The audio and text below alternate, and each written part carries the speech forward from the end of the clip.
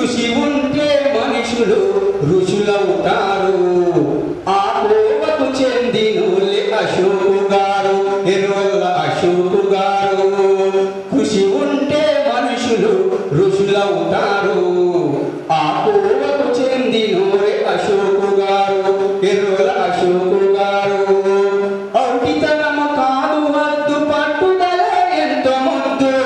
కృషి ఉంటే మనుషులు ఋషులవుతారు. ఆ కోవకు చెందినోళ్ళే అశోకు గారు.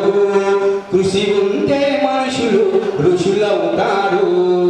ఆ కోవకు చెందినోళ్ళే అశోకు గారు.